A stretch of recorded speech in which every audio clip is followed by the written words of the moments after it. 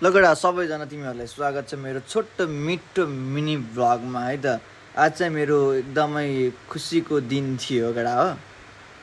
म चाहिँ ब्याङ्क गएर ब्याङ्कबाट 2-4 हजार आफ्नो लागि खर्च पानी निकालेँ। त्यसपछि गयौँ हामी नेपाली पसल गएर हामीले नेपाली चाउचाउहरूदेखि लिएर भुजाहरू सबै किनिसकेपछि त्यसपछि फेरि हामी यो मासुदेखि लिएर फलफुलहरू किन्न हामी चाहिँ भिक यानि कि पसल गयौँ।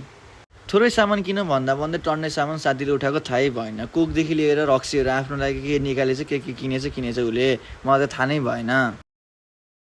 अनि यत्तिकै मेरो भाइ रिठे साथीलाई देखाएर साथीले भन्यो ओहो हामी त ह्यान्डसम देखिरहेछौँ रे। कति बिल आयो भनेर हेर्न खोज्दा त धेरै होइन 6,000 मात्रै आएको रहेछ। त्यसपछि टक्क साथीले पैसा पे त के गर्नु मैले आफै दिएँ। त्यसपछि साथीले सामान चाहिँ प्याक गर्न थाल्यो।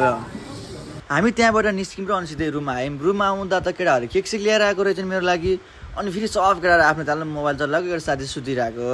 म चाहिँ केक देखाएँ फेरि ल। अनि यता हेर्दा त हाम्रो साथीले मिठो मासु बनाइसकेको रहेछन्। ल के मिठो हेर्दा त कति राम्रो थियो। साथी फेरि भोकाएर आत्तिरहेको केटा सब आफ्नो तालमा सबै केटाहरू आइसकेका थिए। अनि हामी चाहिँ सबै सामान समातेर रुमदेखि अलि माथिको डाँडामा गएर बस्यौँ। केटाहरू सबै आफ्नै तालमा फेरि हाँसिरहेको ख्या पारेर है। अनि मैले फेरि ट्याक्क केटाहरूलाई केक देखाइदिरहेको। अब केक काट्नु त पऱ्यो केटा यस्तो भयो भने आज त है। केटा सब आफ्नो तालमा गिटार समातेर बसिरहेको। यो साथी फेरि गिटार समातेर ल म गाउँछु भनेर रेडी भइदिरहेको। यो साथी फेरि ल साथी रोक एकछिन मैले भनिरहेको थिएँ फेरि ल त्यत्तिकै म त मलाई केटाहरूले के गर भन्न लागिसक्यो। अनि त्यसपछि ल कहाँ गएर मुखमा के हाल्ने भन्न लाग्यो केटा। मलाई फेरि डरले है मुखसुख जल्छ भनेर डर लागिसक्यो केटाहरूलाई। त छिटो केक काट भनेर हतार के मलाई फेरि। अनि हामीले केक काट्ने प्लान गऱ्यौँ। काट्न पनि सुरु गरिहाल्यो। साथीले के गर्ला के लायो त्यहाँ धन्न जलेन यार। मेरो मुख चाहिँ बच्यो केटा त्यही ठुलो कुरा। अनि बिस्तारै केटाहरूले सबले केक काटेर खुवाएँ। मैले पनि खुवाइदिएँ केटाहरूलाई। त्यस्तैमा केटा रमाइलो सकिनलाई सकेको थियो है त। ल अनि त्यत्तिकै म यत्तिकै बसिरहेको थिएँ। साथीले त मेरो मुखभरि केक लगाइदिए। ल के गर्नु मेरो मुख त पुरै है केटा त्यत्तिकै खत्तमै भइगयो।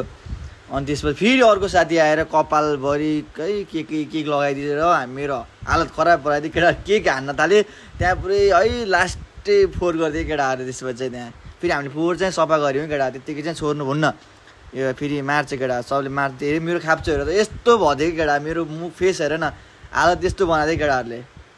अनि यत्तिकैमा रमाइलो सकिँला त साथीले फेरि के गर्न चलाउन समातेर बोकाउन लागिसक्यो यार। औडा भइगयो फेरि। त्यसपछि चाहिँ केटा सबलाई भोक लागिरहेको थियो केटाहरूले अनि मासु सब है के भन्छ चटपटे हेर्थ्यो सब केटाहरू खान थालेँ।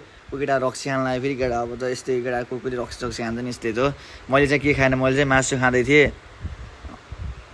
अनि यतिकै मेरो मिनी भ्लग सक्यो। Thank you so much.